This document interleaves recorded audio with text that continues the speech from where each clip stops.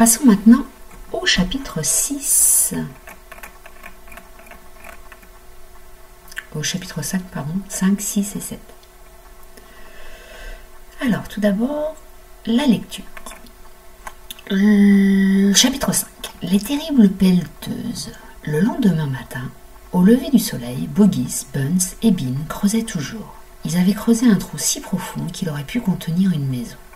Mais ils n'étaient pas encore arrivés au bout du tunnel. Ils étaient très fatigués et furieux. « Zut et flûte !» dit Boggis. « Qu'est-ce qui a eu cette idée lamentable ?»« Bean !» répondit Buns. Tous deux regardèrent Bean. Bean but une goulée de cidre et remit le flacon dans sa poche sans en offrir aux autres. « Écoutez, s'écria-t-il, furibond, je veux ce renard et je l'aurai. Je n'abandonnerai pas tant qu'il ne sera pas mort et pendu à ma porte d'entrée. Ce n'est pas en creusant que nous l'attraperons.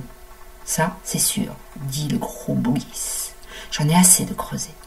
Buns, le nabot ventrépotent, leva les yeux sur Bean et demanda. Tu as d'autres idées stupides ? Quoi ? Dit Bean. Je ne t'entends pas. Bean ne prenait jamais de bain, il ne se lavait pas davantage et donc ses oreilles étaient pleines de toutes sortes de saletés, cire, bout de chewing-gum, mouches mortes et autres trucs de ce genre. Cela le rendait sourd. Parle plus fort, dit-il à Buns, qui lui cria. Tu as d'autres idées stupides ? De son doigt sale, Bean se gratta derrière la nuque. Il avait un furoncle et cela le démangeait. Pour cette affaire, dit-il, on a besoin de machines, de pelles mécaniques. Avec des pelles mécaniques, on le fera sortir en 5 minutes. C'était une assez bonne idée et les deux autres durent l'admettre. Alors, d'accord, dit Bean, prenant les choses en main. Boggis, tu restes ici et fais attention que le renard ne file pas. S'il essaie de sortir, tire vite. Buns et moi, on va chercher nos engins. Le grand maigre Bean s'éloigna, suivi du petit Buns qui trottait derrière lui. Le gros Boggis resta où il était, son fusil pointé sur le terrier. Bientôt, 2 énormes pelleteuses noires, l'une conduite par Bean, l'autre par Buns, arrivèrent en grinçant dans le bois. On aurait dit des monstres redoutables et destructeurs. « Oui, nous voici !» hurla Bean. « Mort au renard !» vociféra Buns. Les machines se mirent au travail sur la colline, arrachant d'énormes pelletées de terre. Tout d'abord, le grand arbre sous lequel Maître Renard avait creusé son trou s'abattit comme une quille. De tous côtés, des rochers voltigeaient et des arbres tombaient dans un vacarme assourdissant. Blottis au fond de leur tunnel, les renards écoutaient ces grincements et ces fracas terribles au-dessus d'eux. « Que se passe-t-il, papa ?» s'écrièrent les renardeaux. « Que font-ils » Maître Renard ne savait ni ce qui se passait, ni ce qu'il faisait. « La terre tremble !» cria Dame Renard. « Regardez, dit l'un des renardeaux, notre tunnel s'est rétréci. Je vois le jour. » Ils se retournèrent tous. Oui, l'ouverture du tunnel était maintenant à quelques mètres et dans la percée, en plein jour, ils aperçurent les 2 énormes pelleteuses noires presque sur eux. « Des pelleteuses !» hurla Maître Renard. « Creusez à toute vitesse, creusez, creusez, creusez !» Chapitre 6. La course. Alors, entre les renards et les machines commença une course désespérée. Au début, voici à quoi ressemblait la colline. Après environ 1 heure, les pelleteuses avaient creusé le sol et voilà à quoi ressemblait le sommet de la colline. Parfois, les renards gagnaient un peu de terrain et les crissements devenaient de plus en plus faibles. Maître Renard disait « On va y arriver. Je suis sûr qu'on va y arriver. » Et puis, quelques moments plus tard, les machines revenaient sur eux et les grincements des puissantes pelles mécaniques devenaient de plus en plus stridents.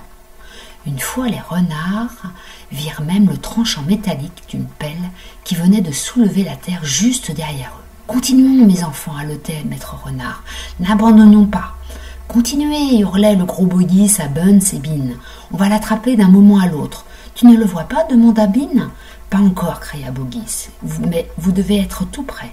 Je le cueillerai à la pelle, aboya Buns. Je le découperai en petits morceaux. Mais à l'heure du déjeuner, les machines étaient toujours là. Et les pauvres renards aussi. Voici maintenant à quoi ressemblait la colline. Les fermiers ne s'arrêtèrent pas pour déjeuner. Ils avaient trop hâte d'en finir. Et là, Maître Renard vociféra Buns en se penchant de son engin. On vient t'attraper. Tu as mangé ton dernier poulet. hurlait Bogis. « Tu ne viendras plus jamais rôder autour de ma ferme. » Une sorte de folie s'était emparée des trois hommes. Bean, le grand Sakaos, et Buns, le nabot ventripotent, conduisaient leurs machines comme des fous. Les moteurs s'emballaient et les pelles creusaient à toute allure. Autour d'eux, le gros Bogis sautillait comme un derviche en hurlant. « Plus vite, plus vite !» À 5 heures de l'après-midi, voilà dans quel état se trouvait la colline. Le trou creusé, était grand, comme le cratère d'un volcan. C'était un spectacle si extraordinaire que les gens arrivaient en foule des villages alentours pour le voir. Ils étaient sur le bord du cratère et regardaient Bogis, Buns et Bean tout au fond. « Hé là, Bogis, que se passe-t-il? On est après un renard?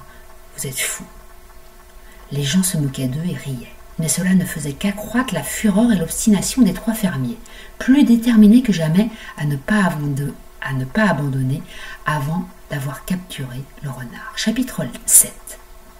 On ne le laissera pas filer. À 6 heures du soir, Bean arrêta le moteur de sa pelleteuse et descendit de son siège. Buns fit de même. Les deux hommes en avaient assez. Ils étaient fatigués et courbattus d'avoir conduit toute la journée. Et aussi ils avaient faim. Lentement ils s'approchèrent du petit trou au fond de l'énorme cratère. Bean était rouge de colère. Buns lança au renard des insultes et des gros mots que je ne peux pas répéter ici. Bogis vint vers eux avec sa démarche de canard. « Sale infect renard, la peste l'étouffe, dit-il. Que diable faire à présent? Je peux te dire ce qu'on ne fera pas, dit Bean. On ne le laissera pas filer. On ne le laissera jamais filer, déclara Buns. Jamais, jamais, cria Bogis. Tu entends, maître renard, vociféra Bean en se penchant et en hurlant dans le trou. Ce n'est qu'un début. Nous ne rentrerons chez nous que lorsque tu seras mort et pendu.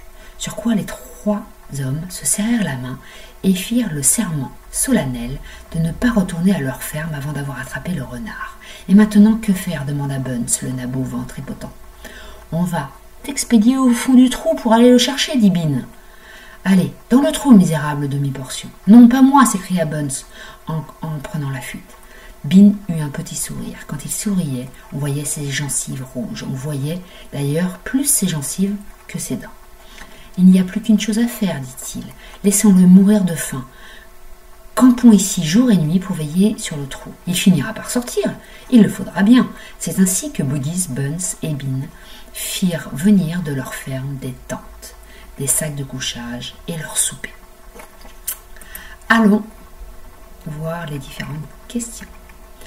Chapitres 5 et 6 recopie 2 phrases qui illustrent le manque d'hygiène de Bean. On va revenir au chapitre 5, au début de ce passage.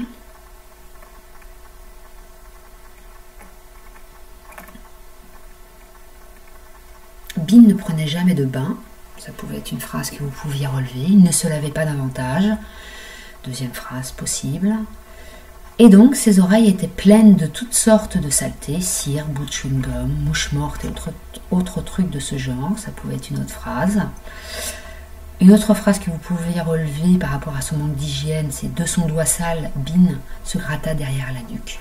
Voilà pour les différents exemples, vous aviez le choix. Les trois fermiers décident d'utiliser un autre moyen pour faire sortir Renard de son trou. Lequel?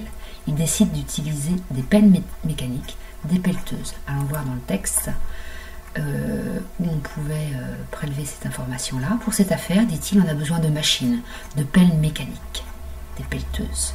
Avec des pelles mécaniques, on le fera sortir en 5 minutes. C'est ici qu'on comprenait ce qu'ils allaient faire et ce qui nous permettait de répondre à la question. Relis ce passage. Les machines se mirent au travail sur la colline, arrachant d'énormes pelletées de terre. Tout d'abord, le grand arbre sous lequel Maître Renard avait creusé son trou s'abattit comme une quille. De tous côtés, des rochers voltigeaient, des arbres tombaient dans un vacarme assourdissant. Que nous montre-t-il, ce passage? La puissance des machines, parce qu'elles enlèvent d'énormes pelletées et elles arrachent un arbre, et également les moyens complètement démesurés mis en œuvre pour la destruction d'un terrier. Démesurés, ça veut dire que ce sont des moyens complètement inappropriés est beaucoup trop important pour ce qu'ils veulent faire, c'est-à-dire détruire un petit terrier. Question numéro 4. Le chapitre 6 nous permet de suivre de près le match qui oppose les fermiers à la famille de Maître Renard. Qui a-t-on envie de voir gagner? Ça, c'est très subjectif, c'est-à-dire que c'est propre à chacun. Vous, personnellement, je ne sais pas qui vous avez envie de voir gagner. En tout cas, moi, c'est plutôt la famille Renard que j'ai envie des renards que j'ai envie de voir gagner.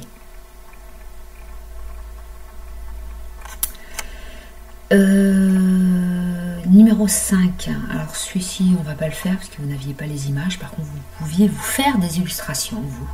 Donc là, je ne vais pas forcément corriger. Question numéro 6. Dans le chapitre 7, quel serment solennel font les fermiers après cette première journée infructueuse? Ça veut dire cette première journée qui n'a pas porté ses fruits. La journée qui n'a pas porté ses fruits, ça veut dire qu'ils n'ont pas réussi à atteindre la famille Renard. Donc ils promettent de ne pas quitter les lieux tant que Renard ne sera pas débusqué. On va aller voir dans le texte où on pouvait trouver cette information. Je peux te dire ce qu'on ne fera pas, dit Bean, on ne le laissera pas filer. Jamais, jamais, dit Boggis. Tu entends, Maître Renard, vociféra Bean. Ce n'est qu'un début. Nous ne rentrerons chez nous que lorsque tu seras mort et pendu. Donc tout le monde veut avoir le renard. Ils ne quitteront pas les lieux. Étude de la langue. Dans le chapitre 5, l'auteur compare les pelleteuses à des monstres redoutables et destructeurs. De quel verbe vient l'adjectif redoutable? Donc un mot de la même famille, c'était redouter. Par exemple, on peut redouter quelque chose, c'est-à-dire avoir peur de quelque chose. Redouter, par exemple, de manger des épinards parce qu'on trouve que ça a un mauvais goût, ou de manger des frites parce que ça a un mauvais goût, mais là, l'exemple ne va pas vous plaire. De quel verbe vient l'adjectif destructeur? Du verbe détruire, donc c'est pareil, détruire est un mot de la même famille que destructeur, donc là, je pense que vous savez ce que ça veut dire, donc je ne m'attarde pas là-dessus. Relis cet extrait du chapitre 5 et souligne les mots qui appartiennent au champ lexical du bruit. Donc vous savez ce que c'est, un champ lexical maintenant. De tous côtés, des rochers voltigeaient et des arbres tombaient dans un vacarme assourdissant.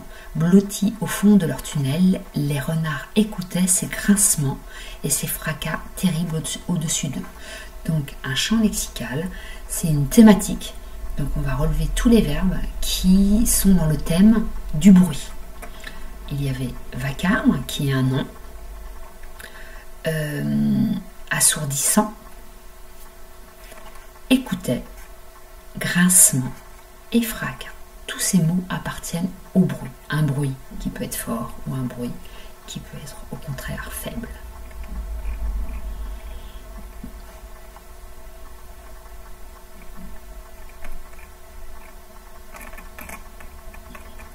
Dans les chapitres 6 et 7, qu'utilise l'auteur pour rendre le texte plus vivant? Il utilise surtout la description dans les chapitres 6 et 7, mais surtout, pour répondre à la question, il utilise le dialogue pour rendre plus vivant ces chapitres. Vous voyez, on a des signes du dialogue avec les tirets, les points d'interrogation, les points d'exclamation. Donc ça rend vivant le texte. Souligne les verbes employés dans le dialogue. À quel type de phrase correspondent-ils? Remplace les autres verbes, ceux qui introduisent le dialogue, par un synonyme choisi dans cette liste. Continuons, mes enfants, haletait Maître Renard. Ça, c'est une phrase exclamative. On a le point d'exclamation. Continuez, hurlait le gros Boggis à Buns et Bean. Pareil, c'est exclamatif avec le point d'exclamation. Tu ne le vois pas? Demanda Bean. C'est interrogatif, il y a une question.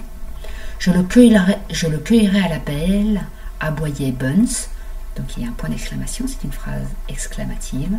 Et là, Maître Renard vociférait Buns en se penchant de son engin. C'est une phrase exclamative avec le point d'exclamation. On ne le laissera jamais filer, déclara Buns, c'est aussi une phrase exclamative. Alors, un synonyme de haletait, il faut trouver un synonyme de haletait, de hurlait, de demander, d'aboyer, de vociférer et de déclarer. Il n'y avait pas forcément... il y avait parfois plusieurs réponses possibles. Je vais vous en donner en tout cas une. Haletait Maître Renard. On peut dire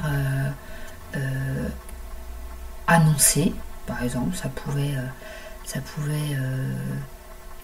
être une bonne réponse. Crier aussi. Continuer, hurlait le gros Bogies. On pouvait dire criait, braillait. Tu ne le vois pas? Demanda Bin. On pouvait le remplacer par questionna Bin. Je le cueillerai à l'appel, aboyait Buns. On pouvait dire tonnait ou braillait. Et là, Maître Renard vociférait Buns en se penchant de son engin. On pouvait choisir criait à la place de vociférer. On ne le laissera jamais filer, déclara Buns. Annonça Buns, par exemple, on pouvait choisir. Et voilà pour la correction de ces chapitres-là. Merci de votre attention.